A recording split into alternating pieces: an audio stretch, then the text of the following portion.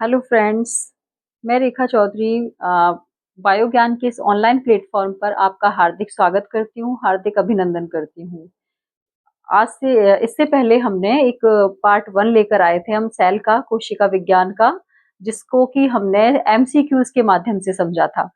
लेकिन एमसीक्यूज के माध्यम से हम उसको तब समझेंगे जब हम थ्योरी पढ़ेंगे। तो उसको ध्यान में रखते हुए हमने अब जो स्टार्ट किया है वो नोट्स मेकिंग पैटर्न पे आधारित एक ये जो बैच है वो स्टार्ट किया है। उसके अंदर हम सिर्फ नोट्स भी बनाएंगे, साथ के साथ हम उसको एक्सप्लेन भी करेंगे, हम समझते भी चलेंगे। तो एक पेन कॉपी लेकर आप साथ में बैठिए और इसको नोट डाउन करते जाइए और समझते जाइए। तो हम स्टार्ट करते हैं हमारी आज की क्लास, जिसमें कि हम पढ़ेंगे कोशिका। तो कोशिका जो होती है, कोशिका क्या है? कोशिका जो जितने भी सजीव होते हैं, यानी सभी सजीवों के जो निर्माण में जो सहायक होती है वो कौन होती है? कोशिका होती है। यानी सभी सजीवों का जो निर्माण होता है वो किससे होता है? कोशिकाओं से होता है। यानी जो कोशिका है, कोशिका के आधार पर हम लोग डिवाइड करते हैं कि एक कोशिकीय या बहुकोशिकीय। तो हम लोग जो आते हैं वो किसमें आते हैं? बहुकोशिकीय जीवों में आते हैं। जैसे यूग्लिना हो गया, पैरामीशियम हो गया, ये सब किसमें आते हैं? अपने अमीबा हो गया, ये सब यूनिसेल्युलर होते हैं, यानी एक कोशिकीय जीव होते हैं। तो जो भी जीव होता है, चाहे वो एक कोशिकीय हो चाहे वो बहुकोशिकीय हो, ईच एंड एवरी जो ऑर्गेनिज्म होता है या सजीव होता है वो किसका बना होता है? कोशिका का बना होता है।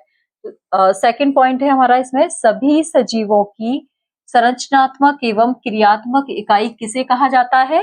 कोशिका को कहा जाता है, जो कि शरीर की सबसे छोटी इकाई होती है। यानी हम इसको क्या कहते हैं? इसको संरचनात्मक इकाई भी कहते हैं। संरचनात्मक इकाई क्यों कहते हैं? क्योंकि ये हमारी पूरी बॉडी यानी हमारे पूरे शरीर का फॉर्मेशन करती है। हमारी जो बॉडी है, हमारा जो शरीर है, वो छोटी छोटी कोशिकाओं से मिलकर बना होता है। यानी बहुत सारी कोशिकाएं हैं हमारी बॉडी के अंदर। तो सबसे छोटी जो यूनिट होती है, सबसे बेसिक जो यूनिट होती है, वो कौन होती है? कोशिका होती है। तो कोशिका को इसलिए हम इस क्या कहते हैं? संरचनात्मक इकाई कहते हैं। और क्रियात्मक इकाई क्यों कहते हैं? क्योंकि ईच एंड एवरी कोशिका, each and every cell have nucleus. यानी जितनी भी सेल्स हमारी बॉडी में पाई जाती हैं, वो सेल्स क्या रखती हैं? अपना खुद का एक केंद्रक रखती हैं या न्यूक्लियस रखती हैं, जो कि क्या करता है? उस सेल के अंदर जितनी भी जो रिएक्टिविटी होती है, जो भी क्रियाएं होती हैं, उन क्रियाओं को क्या करता है? कंट्रोल करता है। यानी क्रियाओं को कंट्रोल कैसे करेगा? क्रियात्मक हमने क्यों बोला है? क्योंकि न्यूक्लियस होता है। न्यूक्लियस में क्या होते हैं? न्यूक्लियस में उसका खुद का जेनेटिक मटेरियल होता है। जेनेटिक मटेरियल में क्या होते हैं? डीएनए होते हैं। डीएनए में क्या होता है? जीन। यानी जीन किसके बने होते हैं? प्रोटीन। ठीक है, तो प्रोटीन सबसे छोटी यूनिट होती है। प्रोटीन क्या फॉर्म करती है? प्रोटीन जो होती है वो क्या बनाएगी? प्रोटीन जीन बनाएगी। जीन किस में पाए जाते हैं? क्रोमोसोम में पाए जाते हैं। क्रोमोसोम के अंदर क्या होता है? क्रोमोसोम जो होते हैं, क्रोमोसोम किस में पाए जाते हैं? केंद्रक के अंदर। तो इस तरह से ये क्या करती है? जेनेटिक मटेरियल का फॉर्मेशन करती है। जितनी भी स्ट्रक्चरल, यानी एक कोशिका से दो कोशिका, दो से तीन, दो से चार, इस तरह से जो कोशिकाओं का फॉर्मेशन होता है वो किससे होता है? हमारा न्यूक्लियस से होता है। न्यूक्लियस ही कंट्रोल करती है। तो इसलिए हम इसको क्या बोलते हैं? क्रियात्मक इकाई भी बोलते हैं। तो जो सजीव जो जितने भी सजीव पाए जाते हैं, उन सजीवों की संरचनात्मक एवं क्रियात्मक इकाई किसे कहा जाता है? कोशिका को कहा जाता है, जो कि शरीर की सबसे छोटी इकाई होती है। यानी सबसे छोटी इकाई जो है हमारी बॉडी के अंदर या किसी भी ऑर्गेनिज्म के अंदर, वो क्या होती है? कोशिका होती है। कोशिका की खोज सबसे पहले, कोशिका की खोज ऐसा तो है नहीं कि कोशिका आराम मतलब अपने आप ही आ गई, अपने आप ही प्रकट हो गई। तो किसी ना किसी ने तो देखा होगा, किसी ना किसी ने उसको खोजा होगा। तो सबसे पहले जो साइंटिस्ट थे, जो वैज्ञानिक थे, कौन थे? Robert Hooke. रॉबर्ट हुक ने सबसे पहले 1665 यानी 1665 में मृत कोशिका की खोज की थी। कौन सी कोशिका की खोज की थी? मृत कोशिका की खोज की थी। किसने की थी? रॉबर्ट हुक ने की थी। कब की थी? 1665 में की थी। ठीक है। फिर अब ये इन्होंने तो मृत कोशिका को खोजा था, लेकिन जो सबसे पहले जीवित कोशिका की खोज की थी, जीवित कोशिका की खोज की थी एंटोनी वॉन ल्यूवेनहॉक ने। किसने की थी? कौन से वैज्ञानिक थे? Antony von Leeuwenhoek. इन्होंने सजीव के दांत का जो इनेमल होता है, यानी दांत का जो सबसे हार्डेस्ट पार्ट होता है, सबसे कठोर पार्ट होता है, उसके ऊपर क्या पाया जाता है? एक आवरण पाया जाता है। उस आवरण में कोई बैक्टीरिया उपस्थित था। उस बैक्टीरिया में की थी। कौन से बैक्टीरिया में? कोई बैक्टीरिया था जो कि जो भी सजीव होते हैं, सजीव के जो दांत होते हैं, उन दांत का जो सबसे कठोर पार्ट होता है इनेमल, इनेमल के चारों तरफ उनके आवरण के ऊपर क्या पाया गया था? जीवाणु पाया गया था। या बैक्टीरिया पाया गया था। उस बैक्टीरिया में सबसे पहले लिविंग कोशिका यानी लिविंग सेल की खोज की थी। किसने की थी? एंटोनी वॉन ल्यूवेनहॉक ने की थी। इसके बाद जो बैक्टीरिया है, बैक्टीरिया का खोज का श्रेय भी हम किसको देते हैं? एंटोनी वॉन ल्यूवेनहॉक को देते हैं। कौन से साइंटिस्ट को देते हैं इसका श्रेय? एंटोनी वॉन ल्यूवेनहॉक को देते हैं। ठीक है, अब अगला नेक्स्ट वो है अपना, तो हम कंटिन्यू करते हैं आगे। कोशिका सिद्धांत। कोशिका सिद्धांत नोट लगा के लिखना है आपने को। कोशिका सिद्धांत जो है, कोशिका सिद्धांत सर्वप्रथम किसने दिया था? सर्वप्रथम स्लाइडन एवं स्वान, दो साइंटिस्ट थे। इन दोनों साइंटिस्टों ने मिलकर कौन सा सिद्धांत दिया था? कोशिका सिद्धांत दिया था। जो स्लाइडन थे ये क्या थे? एक वनस्पति शास्त्र थे, और जो स्वान थे ये क्या थे? जंतु विज्ञानी थे। ठीक है, यानी ये तो जूलॉजिस्ट थे। स्वान यानी क्या होता है? उसको बोलते हैं ना डॉगी को, कुत्ता स्वान। तो स्वान जो डॉगी होता है वो कौन होते हैं? जानवर होता है। जानवर यानी ये कौन थे? जंतु विज्ञानी, जो जानवरों का अध्ययन करते हैं वो जंतु विज्ञानी। स्लाइडन कौन थे? वनस्पति शास्त्र, वनस्पति विज्ञानी थे, जिन्होंने दोनों ने मिलकर कौन सा सिद्धांत दिया था? कोशिका सिद्धांत दिया था। तो कोशिका सिद्धांत में इन्होंने कितनी बातें बताई थी? इन्होंने दो बातें बताई थी। उन दोनों बातों में सबसे पहली बात ये थी कि जो कोशिका होती है उस कोशिका के चारों ओर क्या पाई जाती है? कोशिका भित्ति पाई जाती है। क्या पाई जाती है कोशिका के चारों ओर? कोशिका के चारों ओर कोशिका भित्ति पाई जाती है, जिसे हम सेल वॉल भी बोलते हैं। ठीक है, सेल वॉल पाई जाती है। एवं जंतु एवं पादप कोशिकाओं में कोशिका झिल्ली भी पाई जाती है। यानी कोशिका भित्ति तो पाई जाती है कोशिकाओं उसके अंदर, लेकिन जो जंतु और पादप जो होते हैं, जंतु कोशिका और पादप कोशिका होती हैं, उन दोनों कोशिकाओं पर क्या पाई जाती है? कोशिका झिल्ली पाई जाती है। चाहे वो जंतु कोशिका हो, चाहे वो पादप कोशिका हो, उन दोनों पर सेल मेम्ब्रेन पाई जाती है। लेकिन अगर पादप कोशिका है या कोई प्रोकैरियोटिक कोशिका है, उसके ऊपर क्या पाई जाएगी? आपकी कोशिका भित्ति पाई जाती है। ऐसा नहीं है कि जंतु कोशिका के ऊपर आपकी सेल वॉल मिलती है। तो सेल वॉल किस पे मिलेगी? सेल वॉल अपनी या तो प्रोकैरियोटिक सेल पर मिलेगी, या फिर किस पर मिलेगी? या फिर पादप कोशिकाओं पर मिलती है। तो अगला पॉइंट है, शरीर में नई कोशिकाओं का जो निर्माण होता है वो किससे होता है? पुरानी कोशिकाओं से होता है। तो ये बात किसने कही थी? सबसे पहले रुडोल्फ विर्चोव ने की थी। किसने कही थी? रुडोल्फ विर्चोव ने की थी। और इन्होंने इस कोशिका सिद्धांत को क्या सिद्धांत, कौन सा सिद्धांत नाम दिया था? डॉक्ट्राइन सिद्धांत नाम दिया था। तो ये क्वेश्चन आता है कि डॉक्ट्राइन जो सिद्धांत है वो किसने दिया था? तो आप क्या कहेंगे? रुडोल्फ विर्चोव ने दिया। तो या फिर रुडोल्फ विर्चोव ने मतलब ये स्टेटमेंट किसका है कि जो नई कोशिकाएं होती है उन नई कोशिकाओं का निर्माण होता है वो किससे होता है? पुरानी कोशिकाओं से होता है। तो ये स्टेटमेंट किसने दिया था सबसे पहले? तो ये हमें बताना है, रुडोल्फ विर्चोव ने दिया था। और रुडोल्फ विर्चोव ने इस कोशिका सिद्धांत को क्या नाम दिया था? डॉक्ट्राइन सिद्धांत नाम दिया था। क्या नाम दिया था इन्होंने? डॉक्ट्राइन सिद्धांत नाम दिया था। और एक स्टेटमेंट भी दिया था। वो स्टेटमेंट क्या था? ओमनिस सेल्युला ई सेल्यूली। क्या था स्टेटमेंट? ओमनिस सेल्युला ई सेल्यूली। तो इस स्टेटमेंट का मतलब क्या है? इस स्टेटमेंट का मतलब ये जो हमने अभी पढ़ा है कि जो भी नई कोशिकाएं होती हैं उन नई कोशिकाओं का निर्माण किससे होता है? पुरानी कोशिकाओं से होता है। किससे होता है? पुरानी कोशिकाओं से होता है। तो एक बार वापस से रिवाइज कर लेते हैं हम इसको। कोशिका सिद्धांत सबसे पहले किसने दिया था? स्लाइडन और स्वान ने दिया था। किसने दिया था? स्लाइडन और स्वान ने दिया था। कोशिका सिद्धांत के बारे में दो बातें हमको बताई थी। क्या बताई थी? कि जो कोशिका सिद्धांत होता है वो पुरानी कोशिकाओं से ही नई कोशिकाओं का निर्माण होता है। तो ये स्टेटमेंट किसने दिया था? रुडोल्फ विर्चोव ने दिया था। रुडोल्फ विर्चोव ने इसको इस सिद्धांत को क्या नाम दिया था? डॉक्ट्राइन सिद्धांत भी दिया था। और डॉक्ट्राइन सिद्धांत के साथ साथ इसको क्या कौन सा स्टेटमेंट बताया था इन्होंने? कि ओमनिस सेल्युला ई सेल्यूली। तो पहली बात तो ये। दूसरी बात क्या बताई थी? कि कोई भी कोशिका होती है या कोई भी सेल होती है उस सेल के ऊपर क्या पाई जाती है? कोशिका भित्ति पाई जाती है। तो कोशिका भित्ति जो है वो या तो किस पे मिलेगी? पादप कोशिकाओं पे मिलती है, या फिर किस पे मिलती है? प्रोकैरियोटिक कोशिकाओं पे मिलती है। तो जो सेल मेम्ब्रेन होती है, सेल मेम्ब्रेन यानी कोशिका झिल्ली जो होती है वो पादप कोशिका और जंतु कोशिका दोनों पर पाई जाती है। लेकिन जो सेल वॉल होती है, कोशिका भित्ति होती है, वो या तो पादप कोशिकाओं पर मिलेगी या फिर किस पर मिलती है? या फिर आपकी प्रोकैरियोटिक कोशिकाओं पर मिलती है। तो आगे हम देखते हैं नेक्स्ट। अगला पॉइंट है हमारा, कोशिका को सबसे स्मॉलेस्ट यूनिट कहा जाता है। कोशिका को हमने क्या कहा है? सबसे स्मॉलेस्ट यूनिट कहा है। सपोज ये हमारी कोई सेल है, ठीक है। स्मॉलेस्ट यूनिट हम क्यों कहते हैं? सेल जो होती है, ये सेल मिलके यानी ये सेल सिंगल सेल है। यहाँ पे बहुत सारी सेल आपस में मिलकर यानी सिमिलर सेल्स का ग्रुप बनता है, ठीक है। तो ग्रुप ऑफ सिमिलर सेल्स यानी एक जैसी कोशिकाएं मिलकर क्या बनाती हैं? एक जैसी कोशिकाएं मिलकर क्या बनाएंगी? टिश्यू बनाती हैं। क्या बनाती हैं? टिश्यू बनाती हैं। यानी हम इसको क्या बोलते हैं? ऊतक। क्या बोलते हैं हम इसको? ऊतक बोलते हैं। यानी एक सिंगल कोशिका है तो उसको कोशिका बोलते हैं। सिमिलर यानी एक जैसी कोशिकाएं मिलकर अगर कोई समूह बना रही हैं या कोई ग्रुप बना रही हैं, ग्रुप ऑफ सिमिलर सेल्स, वो क्या कहलाता है? आपका ऊतक कहलाता है। अब ये ऊतक आपस में मिलकर यानी similar similar group of tissues similar group of tissues ये मिलकर क्या बनाएंगे? ऑर्गन्स बनाएंगे। क्या बनाएंगे? ऑर्गन्स बनाते हैं। यानी सिमिलर टाइप ऑफ टिश्यूज का ग्रुप जो है वो ग्रुप बनाकर क्या बनाएंगे? ऑर्गन्स बनाएंगे। इन ऑर्गन्स को हम क्या बोलते हैं? अंग बोलते हैं। जैसे हमारा किडनी हो गया, लिवर हो गया, ठीक है, लंग्स हो गए, और अपनी जो भी इंटेस्टाइन हो गई। तो जितने भी डिफरेंट डिफरेंट ऑर्गन्स होते हैं वो ऑर्गन्स किससे मिलकर बने होते हैं?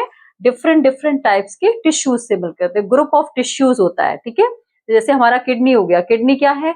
सेम सिमिलर टाइप की जो सेल होती है उनका ग्रुप होता है, और वो सिमिलर टाइप जो ग्रुप होता है उसको हम क्या नाम देते हैं? टिश्यू। तो टिश्यू का, सेम टिश्यूज का जो ग्रुप होता है वो मिलकर क्या बनाएंगे? अपने ऑर्गन्स बनाते हैं। और ग्रुप ऑफ ऑर्गन्स क्या बनाएगा? ग्रुप ऑफ ऑर्गन यानी बहुत सारे ऑर्गन मिलकर एक क्या बनाएंगे? ऑर्गन सिस्टम का निर्माण करते हैं। इसका निर्माण करते हैं, ऑर्गन सिस्टम का निर्माण करते हैं। ऑर्गन सिस्टम यानी इसको क्या बोलेंगे हम? अंग तंत्र बोलते हैं। क्या बोलेंगे? अंग तंत्र। अंग तंत्र कैसे? जैसे हमारा डाइजेस्टिव सिस्टम पढ़ते हैं हम लोग, यानी पाचन तंत्र पढ़ते हैं, ठीक है, श्वसन तंत्र पढ़ते हैं, उत्सर्जन तंत्र पढ़ते हैं, जनन तंत्र पढ़ते हैं। तो ये सारे क्या है? सारे ऑर्गन सिस्टम्स होते हैं।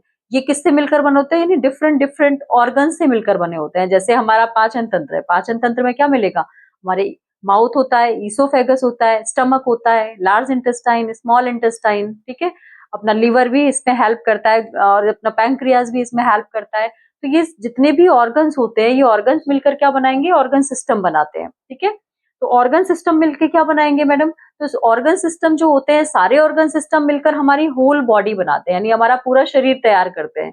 तो हमारा जो शरीर है वो किससे मिलकर बना होता है? बहुत सारे ऑर्गन सिस्टम से। ऑर्गन सिस्टम किससे मिलकर बने होते हैं? बहुत सारे ऑर्गन से, यानी ग्रुप ऑफ ऑर्गन से।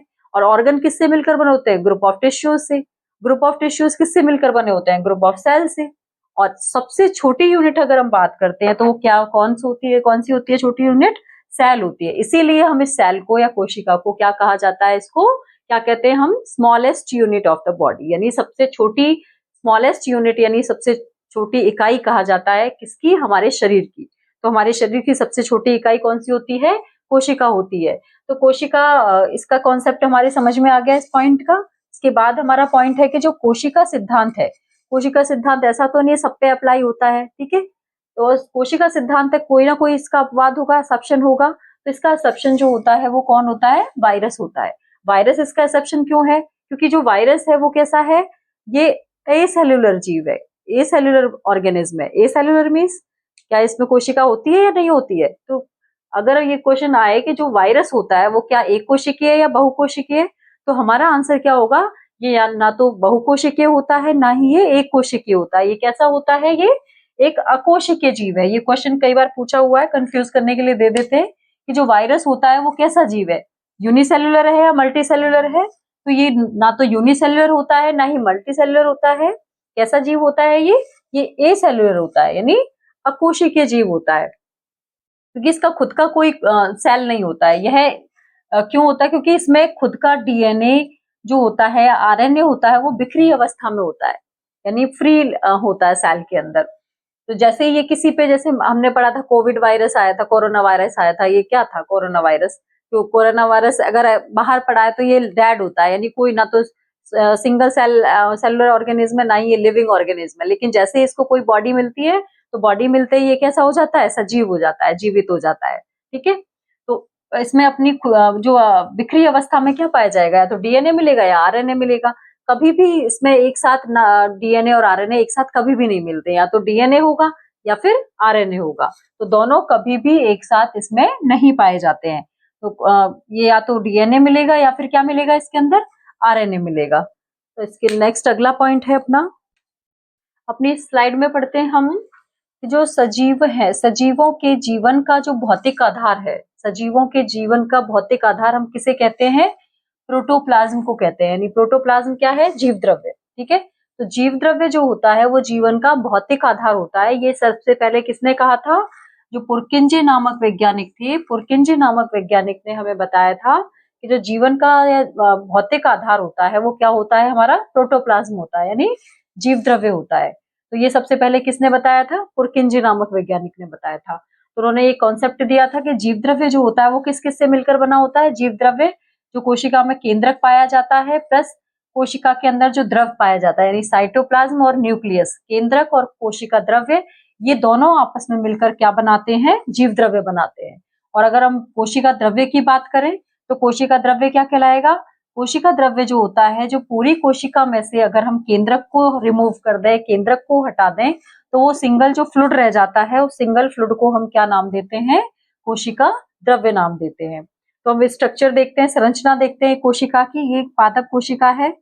कौन सी कोशिका है ये, पादप कोशिका।